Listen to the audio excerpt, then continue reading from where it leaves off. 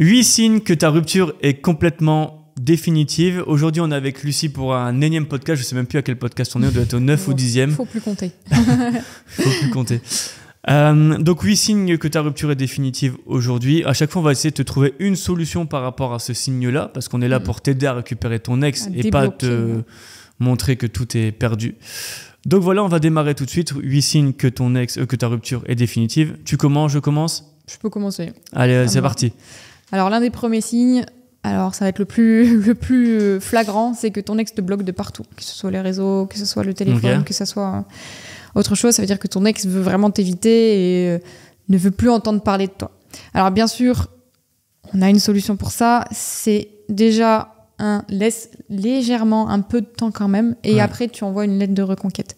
Moi je préconise quand même 3 à 5 jours pour dire de laisser un peu de temps, parce que si après ça dépend bien sûr des causes de la rupture, mais que voilà, les choses s'apaisent, qu'il y ait moins d'émotions fortes en tout cas quand ton ex recevra cette lettre, pour pouvoir justement apaiser les choses et justement en parler plus calmement.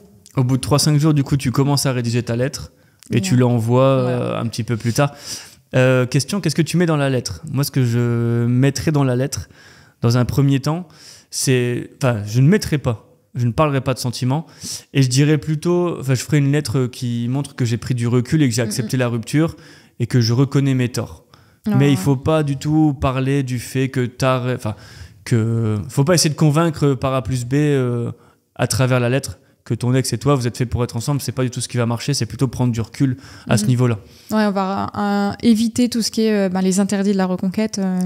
On a déjà fait une vidéo sur ça. Mais oui, dans la lettre, il faut vraiment éviter les interdits. Il faut pas rejeter toute la faute sur ton ex.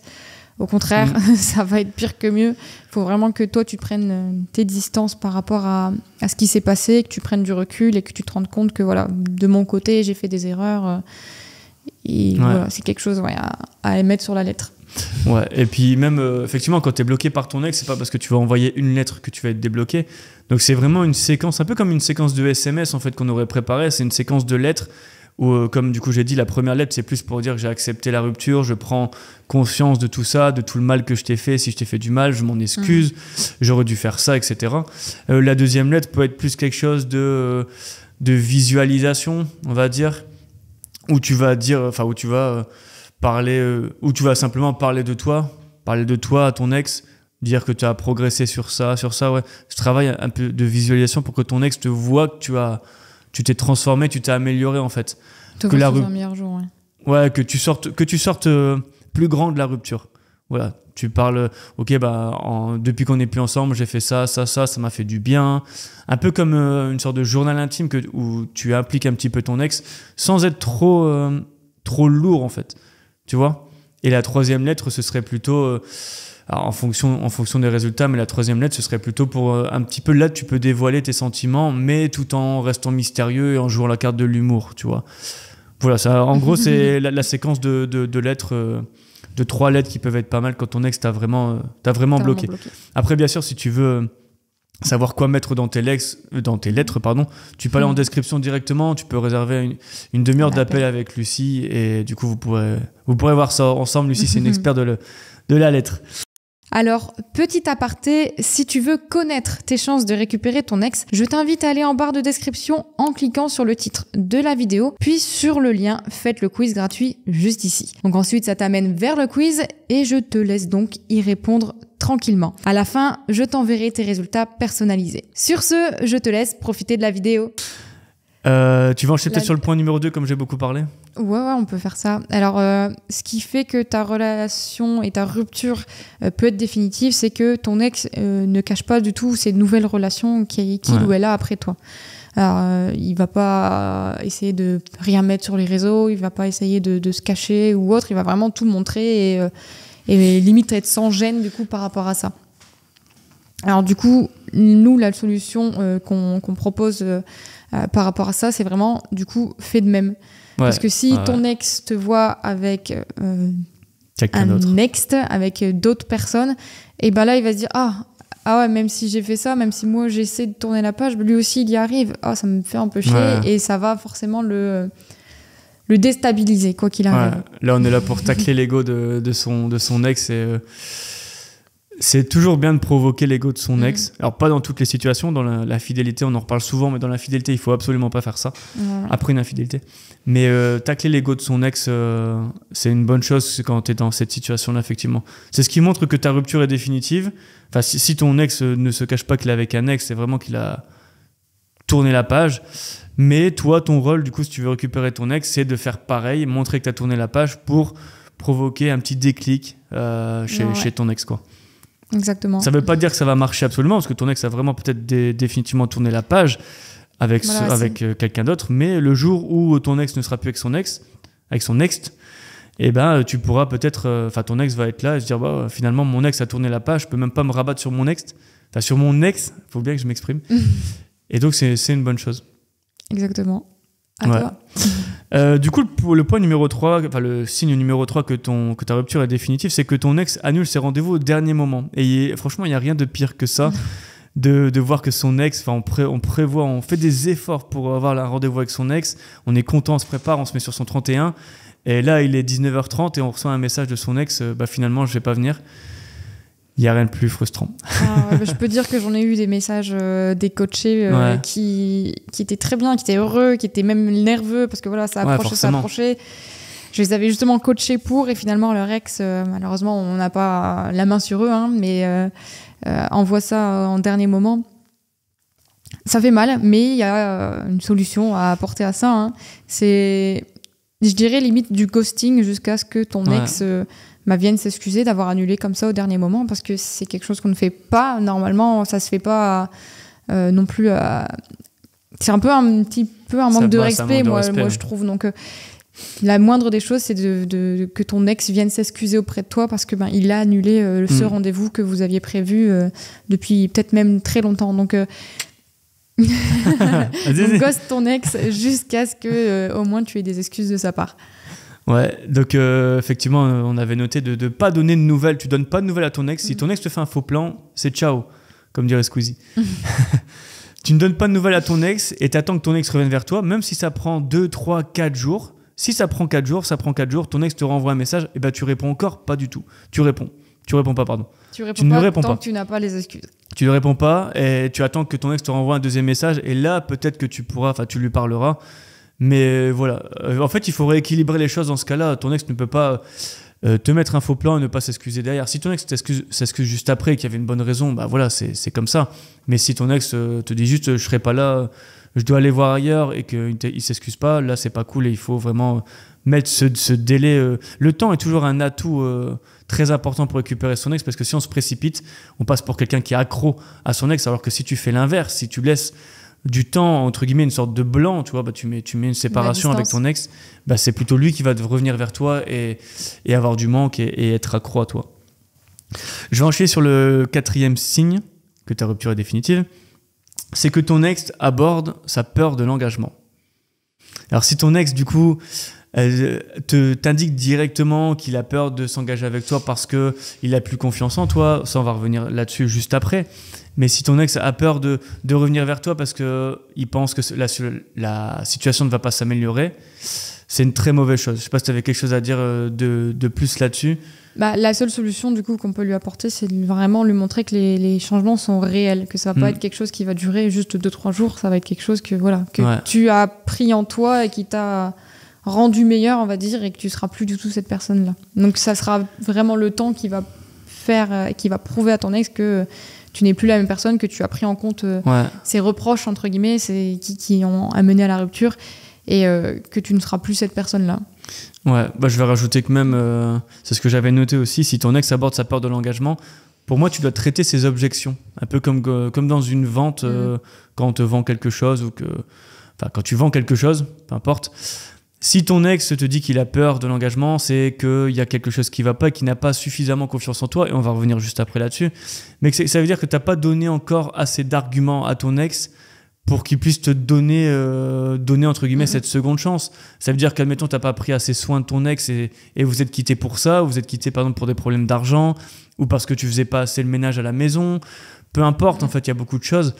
Et si en fait tu n'as pas montré à ton ex ou dis à ton ex, exprime à ton ex que tu vas changer, bah en fait ça n'ira pas et forcément ton ex n'a pas l'engagement. Alors que si à l'inverse, si vous habitez encore ensemble et que justement le reproche que ton ex te faisait, c'était de pas faire les tâches ménagères et qu'en fait du coup 100 kilos elle te demande, tu les fais, ben t'auras même pas besoin du coup de revenir là-dessus parce que ton ex n'aura plus peur de s'engager avec toi parce que tu le feras plus.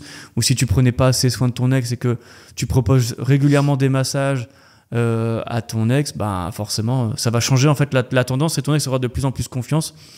Et je pense qu'on peut aborder ce point 5 ensemble, qui est un gros point, qui est que si ton ex n'a plus confiance en toi, effectivement, ta rupture est définitive et restera définitive. Alors, restera définitive, je suis pas forcément pour, tu vois. Je pense qu'il y a toujours des moyens de moyenner, on va dire. Il y a toujours des choses à mettre en place pour que la confiance se reprenne. Alors, c'est sûr, ça va pas être le point le plus facile à aborder, alors surtout si c'était par rapport à de la jalousie ou l'infidélité. Mais il y a forcément des choses à faire. Donc déjà, moi je pense déjà faire une lettre de reconquête justement en t'excusant du coup des actes qui ont eu lieu. Et ensuite, je me pencherai aussi sur le fait que sa famille ou ses amis, si tu les connais bien et que tu as encore des relations avec, peuvent aider à ce que ton ex te voit d'une meilleure façon, de façon positive et qui va montrer que voilà, oui, t'as changé, t'as pris en compte, tu t'es rendu compte que l'infidélité ou les crises de jalousie que tu ne supportais peut-être plus et qui a amené la rupture, et ben c'est aussi en partie de ta faute et que du coup tu changes par rapport à ça et que tu veux plus que ça revienne. Donc le fait d'avoir cette lettre, puis un peu que ton ex ait l'aval entre guillemets de sa famille ou de vos amis communs qui disent « Ah ouais, mais il a grave changé, il est plus du tout pareil, il s'est repris en main, il est plus du tout comme ça », ça peut être des points positifs pour que ton ex dise « Ah ouais, même si d'autres personnes ont vu qu'il a changé, moi je veux aussi me faire en gros un avis » et donc pouvoir après retravailler sur la confiance rien qu'entre vous deux, quoi. Ouais, je voulais dire, ton ex, la rupture est définitive et restera définitive tant que ton ex n'a plus confiance en toi. Tu dois, quoi qu'il arrive, récupérer la confiance de ton ex. Et je vais prendre pour ça, en fait, la solution pour moi, c'est tu te considères comme un produit marketing. Admettons, si tu as une mauvaise expérience avec Apple, bah, tu vas plus jamais acheter chez Apple, par exemple. Alors, c'est le mauvais exemple parce qu'Apple, il vend beaucoup. Mais si tu as acheté, par exemple, un meuble et qu'il y avait des trous partout, des coups partout dans le meuble, bah, tu vas plus jamais acheter chez cette marque ou chez ce magasin. Moi, je déteste le magasin But, par exemple. Et ben, je vais plus acheter là-bas, c'est tout.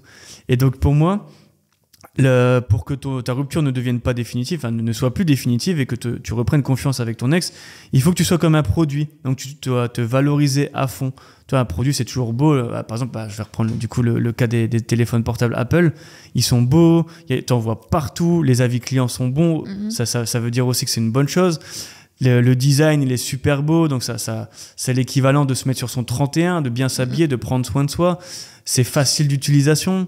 Bah, en fait, du coup, si tu arrives avec de la facilité avec ton ex, si tu arrives avec des problèmes, bah, tu seras quelque chose de complexe aux yeux de ton ex, donc ça donne pas envie. Alors que si tu arrives et que tu es, entre guillemets, simple de bonheur, je sais pas si ça se dit, mais en gros, si tu es rempli de bonheur et que tu transmets ce bonheur, bah, en fait, tu vas être un bon produit. Alors que si tu es toujours là en train de déprimer, bah, c'est pas bon, tu vois. Donc le but, c'est de redonner confiance à ton ex en te mettant en valeur et en faisant comme si tu étais un produit, mais un produit irrésistible, quoi. T'es le top, t'es le dernier Apple, tu vois, t'es le dernier iPhone. Je sais même plus à combien on est là. Je crois qu'on est au 14. T'es le dernier iPhone 14, mais bon, si tu regardes la vidéo dans un an, on sera déjà au 16 ou au 17. Sûrement. Mais voilà, en fait, le but vraiment pour que tu récupères ton ex et que ta rupture soit pas définitive, c'est vraiment de travailler ça, en fait, que tu sois un produit. Tu redores ton image, que ce soit auprès de ton ex par la lettre, que ce soit auprès de sa famille ou de ses amis en commun. Tu redores vraiment ton image de toutes les façons possibles, quoi. C'est ça. Désolé si je m'exprime mal, mais j'essaie d'être le plus concis possible, mais il faut quand même être assez... Enfin, j'aime bien aller dans le détail à ce niveau-là, parce que une rupture, déjà, c'est compliqué, et quand on veut récupérer son ex, on veut des choses concrètes. Des choses concrètes, donc j'essaie d'expliquer au mieux. Dis-moi dans les commentaires si j'explique assez bien. Après, tu peux m'insulter, il n'y a aucun problème, je ferai des efforts là-dessus. Après, du coup, il sait se remettre en question, ça, il n'y a pas de problème pour ça. Le 6e signe, du coup, qui montre que ta rupture peut être définitive, c'est que ton ex évite par tous les moyens d'être seul avec toi. Ouais. Alors, c'est-à-dire que s'il y a, par exemple, si vous êtes en soirée avec des amis en commun et que, par exemple, tout le monde est dans la cuisine à un moment et que tout le monde part et que ton ex est là et il voit que tu restes là, ben, ton ex va vite aller, par exemple, dans une autre pièce pour justement éviter d'être avec toi. Alors, c'est un exemple tout simple, il y en a plein d'autres, hein, mais ton ex va par tous les moyens éviter d'être seul avec toi pour justement éviter de te parler, éviter d'avoir à communiquer avec toi et par peur de toi ou juste parce qu'il n'a plus du tout envie de parler avec toi. Ouais, ton ex a peut-être pas envie de retrouver ces conversations un peu lourdes, tu me manques, etc. Et à l'inverse, on a fait une vidéo dessus, quand ton ex pense encore à toi ou quand ton ex est encore attiré avec toi, il va essayer d'être dans les mêmes pièces que toi, d'être dans le même champ de vision et tout. Donc ouais, effectivement... Si ton ex t'évite, un ex évitant, c'est jamais bon signe. Et ça veut aussi dire que la communication est presque coupée. Et encore une fois, on le répète, mais quand la communication n'est pas là, c'est très compliqué de récupérer son ex. On l'a vu, le point 1, c'est le point le plus important. Si ton ex t'a bloqué, c'est le plus dur. Le seul moyen qu'on a, c'est la lettre de reconquête amoureuse. Alors certes, on peut faire des séquences de lettres de reconquête, mais c'est quand même le plus dur. Alors que quand tu as encore le contact physique, quand tu as des rendez-vous où tu peux discuter par SMS ou sur les réseaux sociaux, c'est beaucoup plus facile. Je vais même rajouter un petit détail pour ça. La communication, elle n'est pas forcément obligée d'être positive. Ça peut être même une communication négative que vous avez encore en ce moment, où vous prenez la tête tout le temps et autres. Ça reste une communication quoi qu'il arrive. Et on peut désamorcer quoi qu'il arrive ces mauvaises communications. Donc, même si la communication n'est pas bonne, il y a toujours moyen de retrouver une bonne. Alors que s'il n'y en a pas du tout, c'est plus compliqué de retrouver juste une communication toute simple, toute bête. Donc, si tu es dans ce cas-là où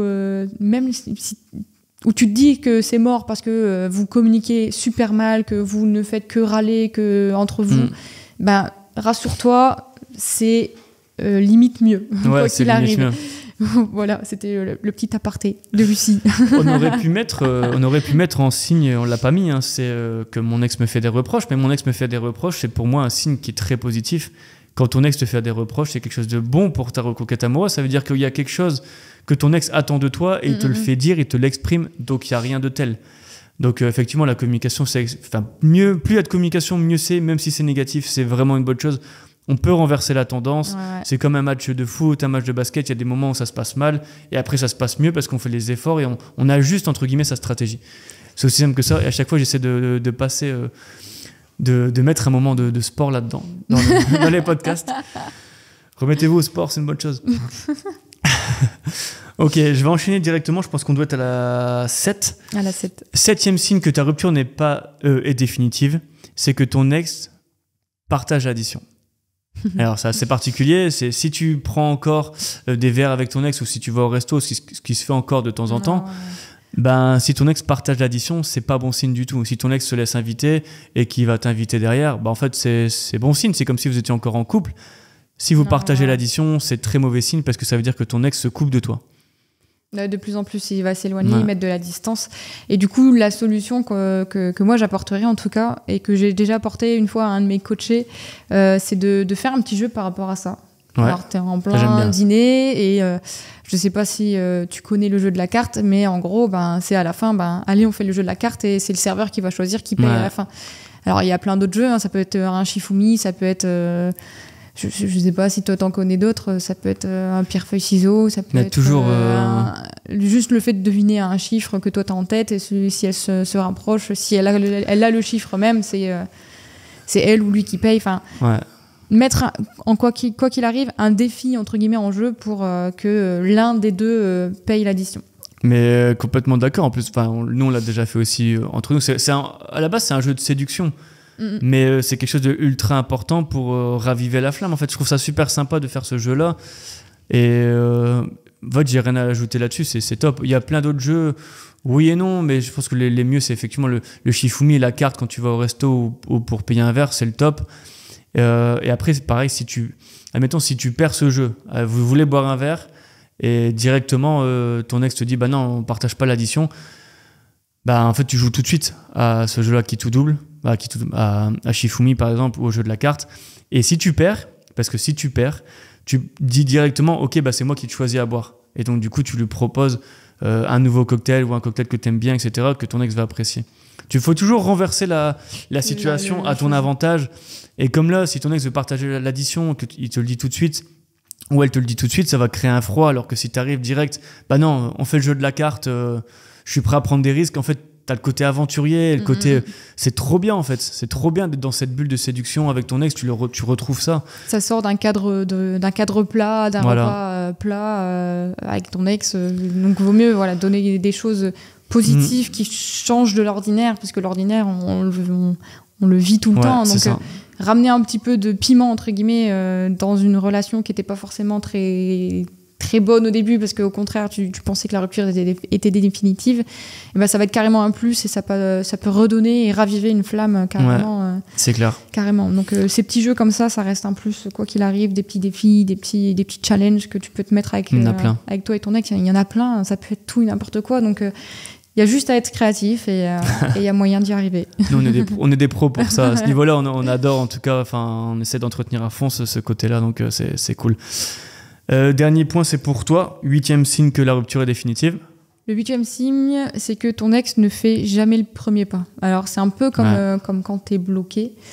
Sauf que là, ton ex te répond quand même. Donc, t'as toujours la communication qui est toujours là. Donc, il faudra juste travailler un petit peu le fait d'être moins, toi, toujours en demande d'un premier message, entre guillemets. Et essayer de, justement, créer une envie à ton ex que ce soit lui qui vienne vers toi et pas l'inverse. Donc... si ton ex ne fait pas le premier pas, tu peux, quoi qu'il arrive, après arriver à inverser la tendance et que ce soit lui qui revienne vers toi plutôt que toujours toi, en tout cas, pour relancer la conversation. Ouais, ce qu'il faut dans ce cas-là, c'est remettre du mystère, remettre une sorte de teasing à chaque fois, faire en sorte que ton ex soit accro à tes messages et se dise admettons, si tu envoies un message à ton ex qui ne fait jamais le premier pas, chouette ou super, j'ai enfin réussi à le faire. Si tu envoies juste ça, ton ex va être intrigué, il va regarder son téléphone, va le reposer, mais va le reprendre directement. Mais de quoi il me parle ? Et du coup, ton ex va forcément répondre à un moment, et du coup, tu vas pouvoir jouer là-dessus, en fait. On est toujours attirés tous par le mystère, et on est tous enjoués par ce truc-là. Quand le cerveau humain a besoin de savoir. Quand on lui pose une question et qu'il ne sait pas, il a envie de savoir. Du coup, c'est plus jouer là-dessus. Supprimer les coucous, ça va, quoi neuf, etc. Ça, c'est vraiment à bannir. Franchement, je le mettrais presque comme un interdit. Ces messages-là, et on en voit trop souvent de personnes qui envoient ça. Et nous, quand les personnes rentrent en coaching, ils n'ont pas ça. Enfin, du coup, on leur enlève absolument. On leur interdit de faire ça. Ils n'ont pas le droit d'envoyer un message sans nous l'avoir envoyé en aval, quoi qu'il arrive. Ouais, les règles de base. Voilà, c'était les 8 signes. On va mettre un sommaire en dessous au niveau de la barre de vidéo, pour que tu puisses naviguer, retourner sur le signe 4, le signe 5, celui que tu veux. Avant de clôturer la vidéo, sache qu'il y a un quiz en dessous de cette vidéo, du coup, où tu as une dizaine de questions pour savoir tes chances de récupérer ton ex, et tu as l'honneur, le prestige de pouvoir faire une session de coaching avec Lucie de 30 minutes. Encore une fois, tout est en description. Tu peux réserver un appel. Libre à toi de le faire. Bon, les places sont assez limitées parce que Lucie, elle n'a pas 15 créneaux par jour. Mais voilà, en tout cas, sur ce, bonne reconquête à toi. On te souhaite tout le courage du monde. Et bisous.